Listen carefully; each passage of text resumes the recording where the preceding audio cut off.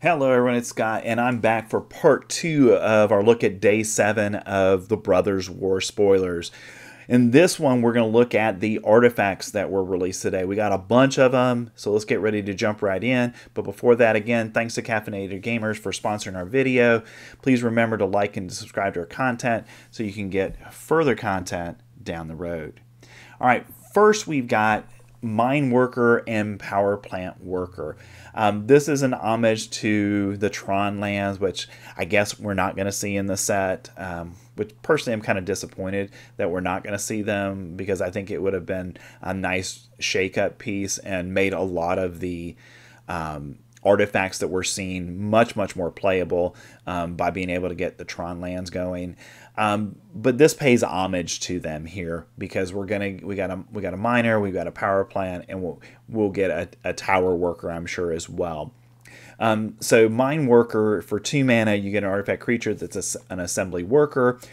It's a 2/1, and you may gain 1 life if you tap it. If you control creatures named Power Plant Worker and Tower Worker, you gain 3 life instead. So again, playing homage to the Urzatron, but now it's going to be the assembly worker Tron aspect of it. So if you got all 3, you get to gain 3 life.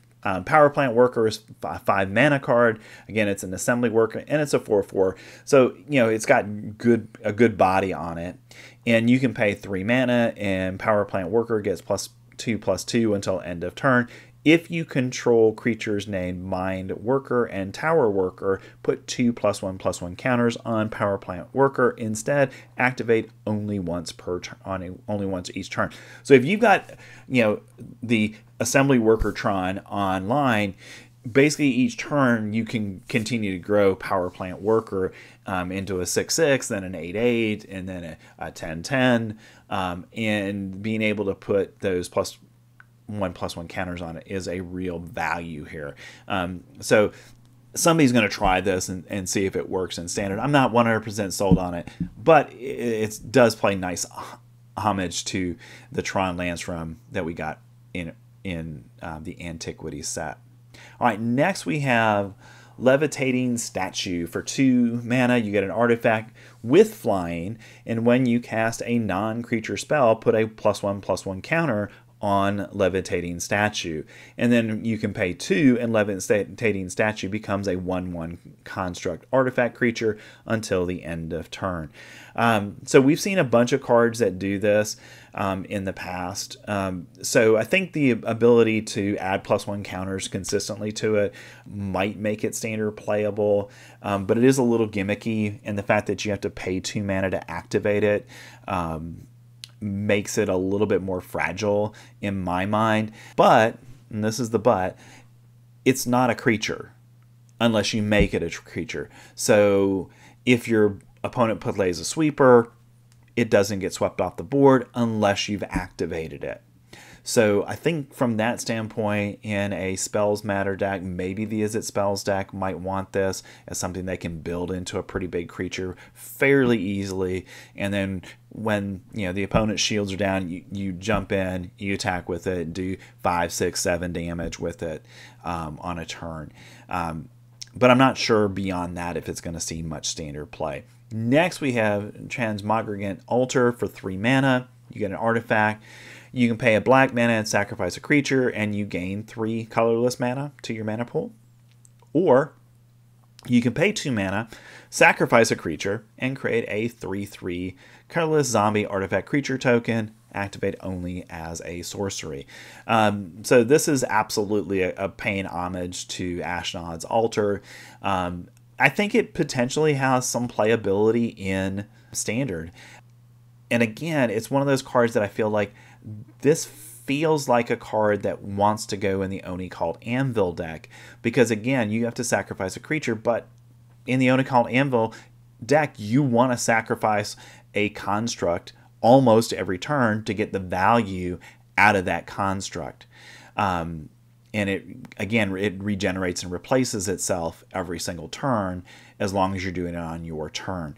And the ability to sacrifice it this way not only gets you the 1/1, but it also gets you a 3/3 as well. So I think the 2 mana investment is probably worth it to consider in that deck. Is it a 4 of? Probably not, but as 2 of, it might be a nice little fit in that deck. Now let's get into the creatures that we saw today. And our first is Argivian Avenger. For 6 mana, you get an artifact creature that's a shapeshifter and is a 5/5. You can pay 1 mana, and until end of turn, Argivian Avenger gets -1/-1 and gains your choice of flying, vigilance, death touch, or haste. I think this is a playable card given the high cost of artifact creatures in the set so far. And the ability to give it vigilance or flying, death touch, or haste, I think is a really nice ability, and you could do, in theory, multiple of those things. If you wanted to give it haste and flying, if you had the mana available, when you make it a 3/3, it attacks in, does 3 damage. The next turn, you can give it vigilance and flying, or you give it just vigilance, and it attacks in, and it becomes a blocker as well. So I think this is a pretty good shapeshifter Avenger artifact creature that has a good chance of seeing some play in Standard. Next, we have Mask of Jade Crafter. It's an artifact, and it costs 2 mana, and you can pay X mana and sacrifice Mask of the Jade Crafter, create an XX colorless golem artifact creature token, activate only as a sorcery. And it has Unearth for 2 and a green mana. So if you've got a lot of Power Stones, this is a pretty good card in a dedicated Power Stone deck, because I think it's going to be pretty easy in those decks to get 4, 5, 6, 7 Power Stone plus the mana you already have. So it's possible you can create an 8/8 or a 9/9 or a 10/10 by just simply sacrificing this, and then you get a huge creature in return. The fact that it only can be activated as sorcery is a little bit of a downside, but overall, again, in that artifact creature deck, it's got some playability. Next, we have Ironclaw Crusher. For 7 mana, you get a artifact creature that's a worm, and it's a 4/6, and whenever Ironclaw Crusher attacks, target attacking creature gets +X+0 until end of turn, where X is Ironclaw Crusher's power. So basically, you attack with this, you give something +4 or more depending on what happens. And for its prototype ability, you can pay 2 and a green, and you can cast it for its prototype ability, and then it's just a 2/5. And what that really means, it's a 4/5 for 4 mana, which is not a bad rate. And I think the ability to give something else that +4 is an interesting thing. Again, it's 7 costs. So I'm not sure it's playable, but it's got an interesting ability, and I think people will try to see if they can get it to work. Next, we have Rootwire Amalgam. For 5 mana, you get an artifact creature that's a golem. It's a 5/5. It has pay 3 and 2 green, sacrifice Rootwire Amalgam, create an XX colorless golem artifact creature token, where X is 3 times Rootwire Amalgam's power. It gains haste until the end of turn, activate only as a sorcery. So if you cast this for 5 mana, on the next turn you can sacrifice and make a 15/15 creature and attack with that, because you're going to give it haste. This is definitely playable. It's going to see play in the artifact deck for sure, because it's just potentially a very busted card. I mean, you're spending a total of 10 mana to get to the 15/15, but it's definitely worth it. And you can cast it for its prototype ability as well, for a colorless and a green, to make it a 2/3. So again, you could sacrifice it, pay 5 more mana, so a total of 7 mana investment, and you get a 6/9 creature. So even that's not a bad thing if you can't cast it for the 5 mana and then wait a turn and cast it for 5 more. But I think this is going to see play, and it's interesting. A lot of the green cards that have prototype in green I'm seeing, I think a lot of them are interesting and definitely playable. Next, we have Autonomous Assembler, another 5 mana creature. So we're starting to see some lower, more reasonable cost creatures, and This is an assembly worker who's a 4/5, so decent stats. It has vigilance, and you can pay 1 and put a +1 counter on target assembly worker you control. So you can put it on this, or you can put it on a different assembly worker. And we've already talked about the Mishra creatures are going to be assembly workers, and my suspicion is there's probably going to be a few more that we'll see released with the set. For its prototype, it is a 2/2 for 2 mana, so nice. It's a 2/2 with vigilance, not bad stats at all. And again, this is one of those, in the early game, you might cast it for a 2/2. You get in the late game, you're casting it for 5. It's got vigilance. It can become a pretty good wall for you under those circumstances. And if you got extra mana around, you can build up either autonomous assembler or another one of your assembly workers. So a good card. I think it'll see play. All right. Next, we've got Razor Lash Transmogrant. For 2 mana, you get a 3/1 artifact creature zombie. Razor Lash Transmogrant cannot block, and for 6 mana, 4 and 2 black, return Razor Lash Transmogrant from the graveyard to the battlefield with a +1 counter on it. This ability costs 4 less to activate if an opponent controls 4 or more non-basic lands. So basically, you're going to be able to cast this from your graveyard for 2 mana, because in the mid to late game, pretty much everybody, unless you're in a mono-colored deck, is going to have 4 non-basic lands in play at that point. So for 2 mana, you're going to get a 4/2, which isn't bad. And again, the fact that you can just kind of keep doing this over and over again, I think makes the ability really good. And I think this is definitely a playable card in that artifact deck. Again, the question is going to be the mana. Which kind of mana setup is going to make it work best.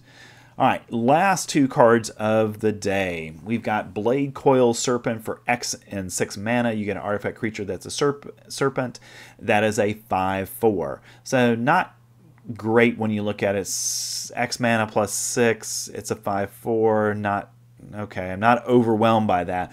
But what I do like about the card, and I think it's going to see play, is when Blade Coil Serpent enters the battlefield, for each 2 blue mana spent to cast it, you get to draw a card. Okay, so this is in a Grixis deck. You play this card, you pay 2 blue, you draw a card. You play 2 black, your opponent discards a card. You play 2 red, it gets +1 and gains trample and haste until the end of the turn. So even in a dedicated deck like a mono red deck, I could see this seeing play there, because it would be, you cast it for 6 mana, it gets +3, it's an 8/4 now with haste and trample. This could be a finisher in, even the mono red aggro deck potentially as a 1 or a 2 of, just because of the ability to just kind of plow through your opponent. So I think this is definitely going to see play. I think Grixis will want it. It's a good card. Next, and our last card of the day is Cityscape Leveler. For 8 mana, you get a artifact creature that's a construct. It's an 8/8. It has trample. And when you cast the spell, or whenever Cityscape Leveler attacks, destroy up to 1 target non-land permanent. Its controller creates a tap Power Stone token, and it has Unearth 8. This is a bonkers card. Again, my only hesitation with it is it's 8 mana, but otherwise, man, you cast this, you kill their best thing. Okay, if they can't take it out on your turn, or on their turn, or on your turn after it enters the battlefield, you untap with it, you attack with it again, you get to take out their next best thing. I mean, within a turn or 2, this is going to wipe out the best stuff that they have on the board. So this is, I think, definitely going to see play. This is the thing I keep coming back to, is how do we get to the 8 mana? How do we get the 7 mana? How do we get to the 9 mana? And I think, getting an answer to that question, and somebody's going to come up with the way to do that efficiently. And once we do, a lot of these cards are going to be bonkers in Standard, because they just do so much that if they get on the board, a lot of them can just take over the game at that point if you cannot remove them.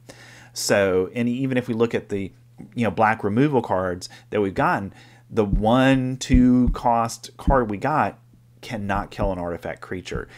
All right, so that's it for today. Hope you enjoyed our look at day 7 of the Brothers War spoilers. Thanks for sticking around to the end of the video. I appreciate it.